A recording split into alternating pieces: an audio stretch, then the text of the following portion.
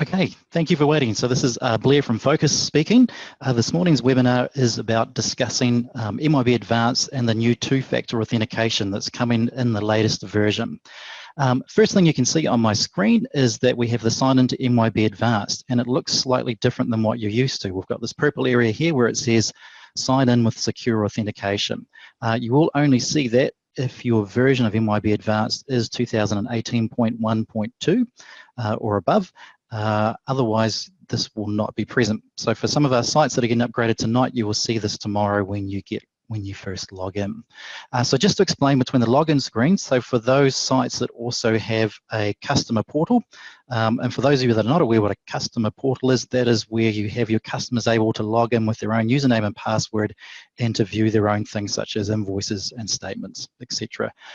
From that perspective, if I just look at the customer portal, you see from a customer portal perspective that this still looks and remains the same. So logging into the customer portal will not use this new two-factor authentication. It'll just be logging in as per normal.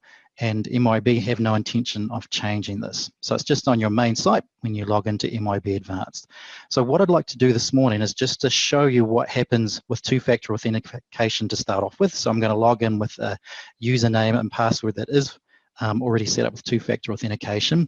Then I'm going to log in with a new username and password which isn't, and just run you through the whole process of how that actually is set up. And as we're going through, I'm going to talk about what are some of the catches or gotchas that you need to be aware of that we really want to make all of our MYOB Advanced users aware of in regards to two-factor authentication. So if I just log into this one to start off with my username and password for the site. So I'm going to enter my password, and if you notice, I'm actually signing in just to the normal parts. This area where it's green is where I'd normally sign in. So just a note, I've also already set up two-factor authentication for this username. So if I just click on sign in, you'll notice that actually rather than signing in, it's actually taken me to a different screen. So it knows I'm already set up with two-factor authentication, and it's actually taken me to the login screen with two-factor authentication. Now, what can be a little bit confusing is that this password that it's now showing me is actually a different password than what my original password that I've set up for MYOB Advanced. So this is a different sort of system that you're actually logging into here now to do the authentication part. So if I enter in that password, and I'll show you a little bit more about how that actually works as we go along. If I enter that password and I sign in, the first thing it's going to do is, is complain to me because I've got my password wrong. There we go. Okay, great. So now that I've got my password correct, I have an application that exists on my phone in which I'm actually going to key in my authentication code. So this can be done in several different ways. It can be done through an application that's on your phone. It can be done via an email that gets sent to you that has this particular code. You can also, what is useful, you can trust the device that you're in for up to 30 days. So it won't actually ask you to authenticate a second time for up to 30 days on the device that you're in. So I just sign in there. Oops, that's already passed. Sorry about that. So this is a good point. So when you have an authentication code, the authentication code on your device will actually count down for 30 seconds. And after 30 seconds, if the code then renews with a different number, and it validates to make sure that the number that you're entering is correct. So I'll just try that again.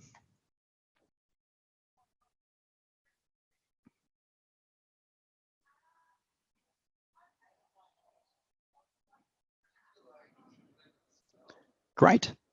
So what we've got here is that the system has now actually logged us in, and it's also just saying to remind me that there's a new login process required. So if you notice right at the beginning when I signed in to start off with, I actually signed in with the old way of doing that. It's just reminding me I don't need to do that anymore. I can sign in with the purple button down the bottom, which is the new way for logging in. So now I'm completely logged in the system, and I can carry on transacting as if everything was just the same as that you're used to doing.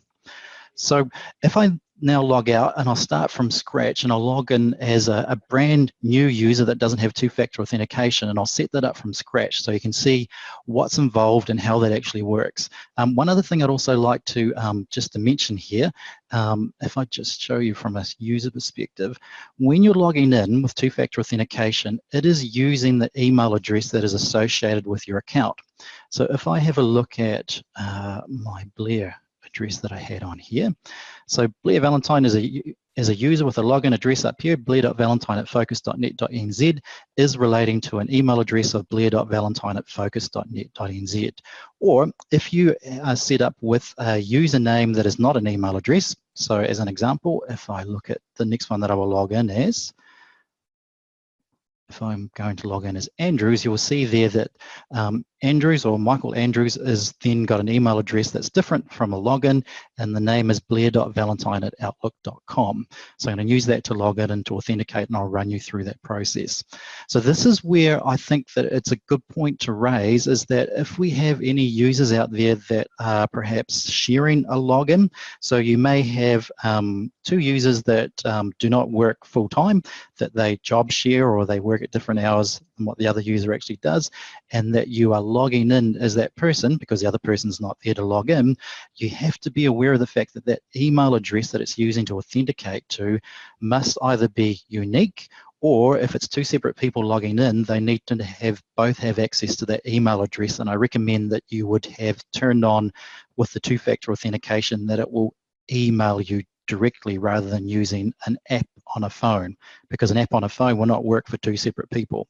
The email address only will. So part of the reason that we're bringing this up right now and mentioning it too with this new upgrades that we've got of MYOB Advanced is the fact that this authentication will be made or enforced reasonably soon. So right now when you log in, you will be able to log in with your old username and password, and it won't force you to actually use two-factor authentication. But there will come a time, and as far as I'm aware, it's probably more likely going to be within the next month or the next couple of weeks that they will actually turn it on as being mandatory.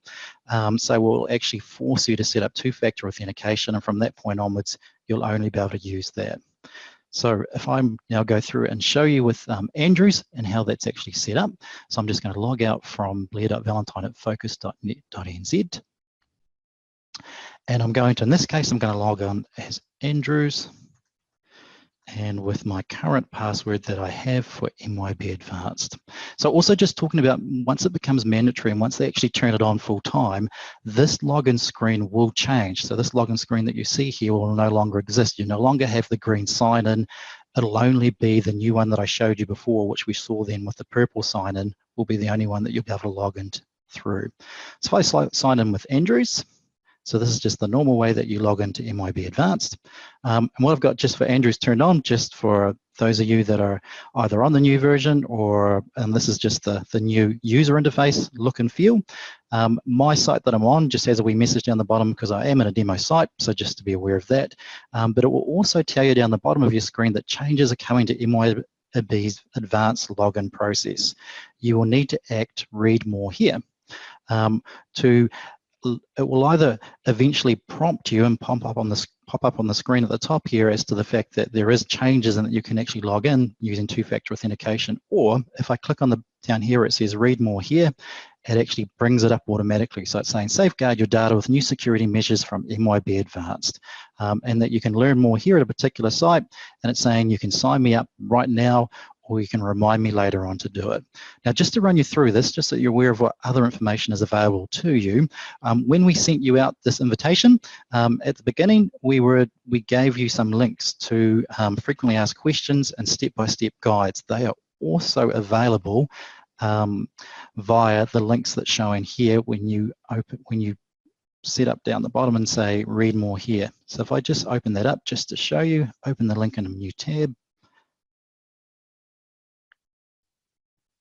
So what we have is MYOB's website, and it just talks about two-factor authentication and why they're actually doing that. And once again, because this is a cloud-based product, the whole reason for two-factor authentication is just making sure that it's virtually impossible for anyone to actually guess your username and password in the cloud, and also because of a second level of authentication that makes it impossible for them actually then to guess it, because it only comes to you and is unique to you. So it gives you the reason as to why we're doing this. Has a nice little video on actually how it actually is set up. And then it says, okay, here are the steps of what I need to do. Sign in, verify, and that's it.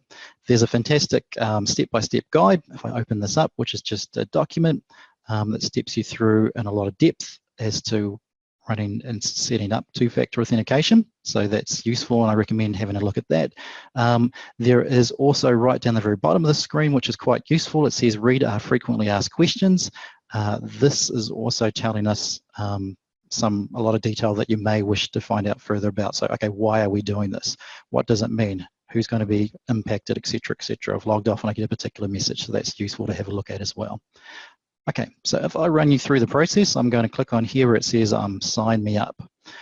First of all, what it does is it says I am signed in as I'm going to use a different account. And I'm going to enter my password. So the first thing to do with the password is that they're trying to make this really quite secure. And this password is different than the password that exists already in MYOB Advanced. So please be aware of that. This is not the same password.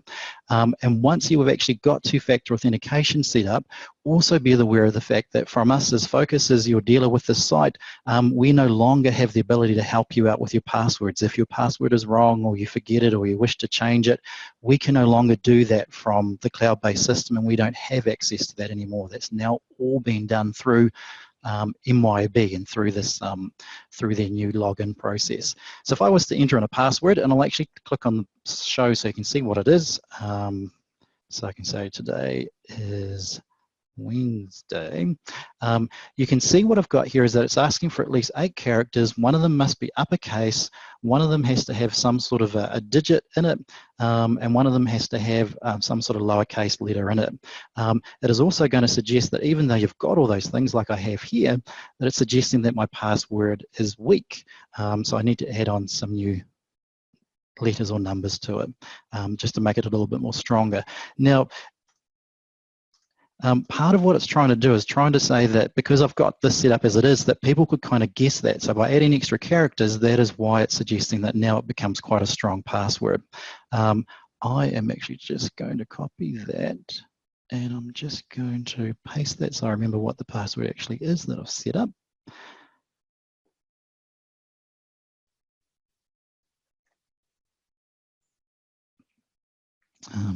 If you hang on 1 second for me.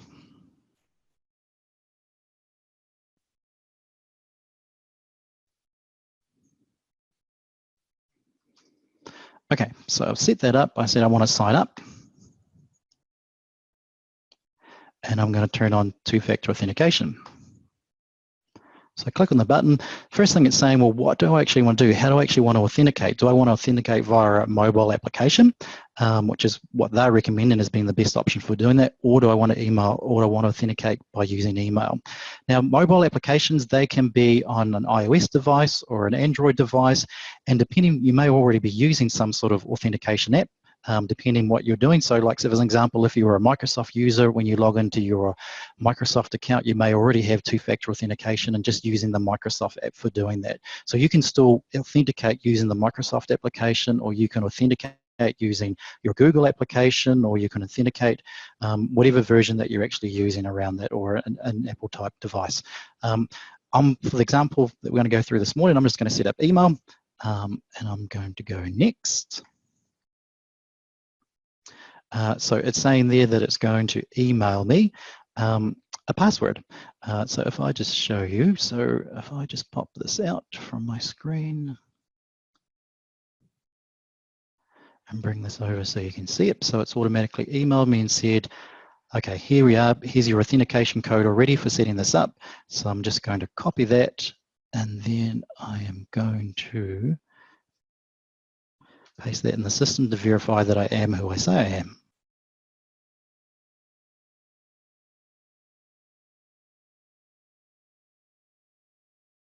Great. So that's the process. As simple as that. So now I'm actually using two-factor authentication, using Andrews as my username, and it's logging me straight into the system, and it's giving me access as I would normally. If I was just to log out again, just to show you the process now that I've actually logged in with two-factor authentication, so I'm just going to sign out. So now, instead of using my username and password of Andrews and what my old password was to sign in here, I can use sign in with secure authentication now down here on the screen.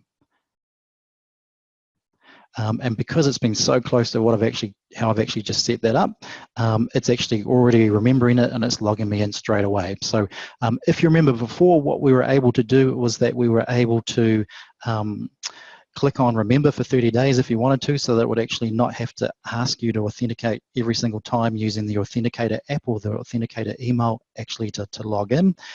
So that's useful for those users that don't want to have to be authenticating every 5 minutes when the system and we do know that the system does log you out every hour of inactivity. It will still be doing the same thing, but if you click on those buttons to remember if you're either 12 hours or for that 30 days, it will remember that you were logged in with two-factor authentication and it will automatically let you log back in again. Come the next day though, if it will probably ask you then to use your authentication app, whether it's an email or whether it's a device, to log back in again.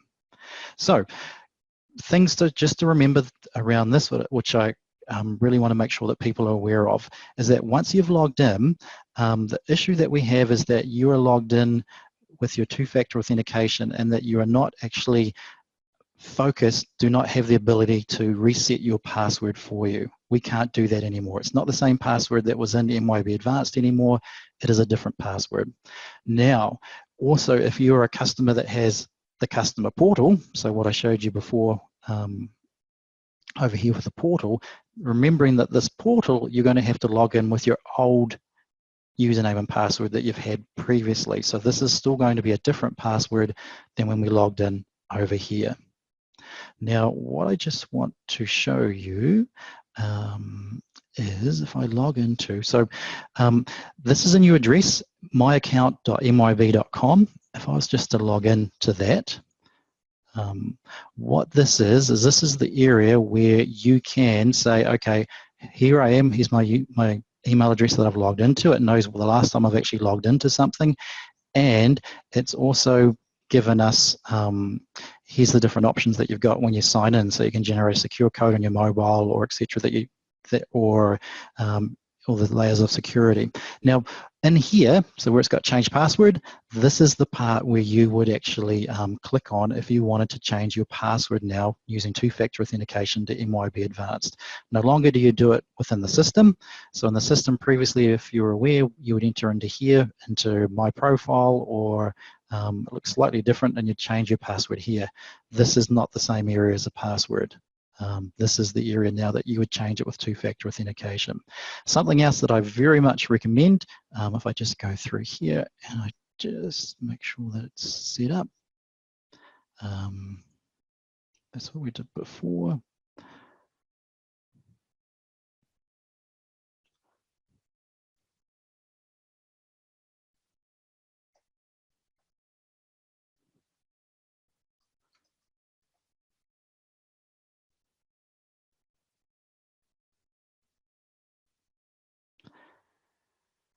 There should be, once I've actually logged in.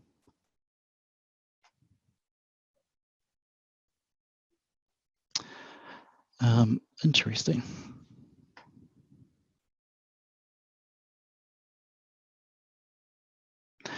Okay, this is always the case when a demonstration goes a little bit funny.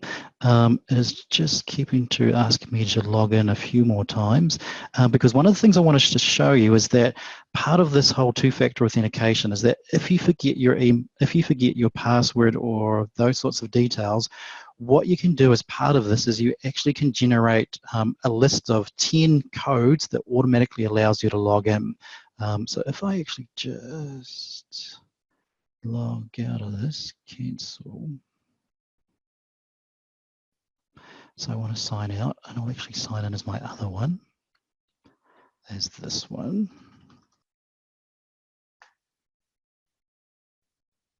I typed too fast. Asking me to verify who I am when I'm logging in.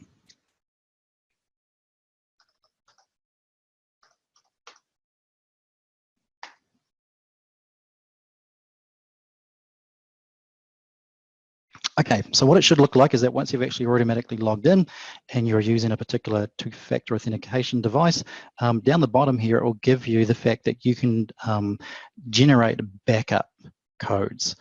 Thoroughly recommend that when you set this up that you generate backup codes. So what these are, it's asking me to enter my password again.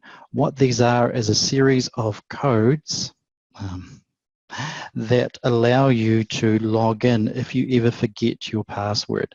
And this is pretty much going to be so you can download your backup codes and it will download them as a text file or something like that. And I'll have a list of 10 odd different codes that you could actually use to key in when you got to the point where you actually are sort of stuck. I've forgotten what my password is, it won't let me log in, those sorts of things. So thoroughly recommend that you can do that.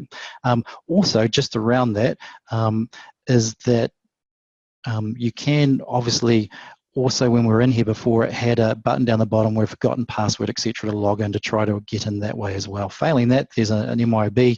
You can contact them actually to reset your password. Okay, so throughout this morning, so what we've talked about is the fact that MYOB are introducing two-factor authentication. We've talked about the fact that is now going to be a different login than what the normal login. So it's going to be using a different password, and it'll be using the email address that's associated with your previous username to log in. We're saying that the customer portal, that won't change, so you'll still log in with the old username and password that you used to log in there. We're saying that when you generate two-factor authentication, that we thoroughly recommend that you create some backup codes and just keep those to the side just in case anything happens and you need to get back into the system, and for whatever reason you're using the Authenticator app or you're using your email address and for whatever, and you can't get to them. Your email's down or you've left your phone away for the day or something like that. Thoroughly recommend that you do that. We're also suggesting that in the case of if you have a shared username that you're using just because it's a job share, that you look at using being sent to email, and that those people in that job share have a shared access to that email address. That's going to be the only way that that will work, and that will enable you to log in. If they try using it with their own individual application on a phone, it won't work for two separate people. Because it knows that you're logging on at two different devices. Okay, great. So this is the part where if anybody has any questions, that we can use the chat area for somebody to raise if there are any questions that people want to talk about a bit more, just be expanded on a bit more, just to understand what's happening with this. The other point just to raise as well, was mentioning before, is that at the moment it is not being enforced, so we do have a period of time for it to happen. So it can be I would personally think that it'll be any time within the next 2 to 4 weeks that'll actually start to be enforced. So that's why we wanted to bring you this webinar and to make you aware of what these changes are and how that's actually set up and how that works. So if anybody's got any questions, please enter it now into the chat area, and I'll just wait a little bit to see if anybody has any additional information they'd like to know while we're here on the webinar.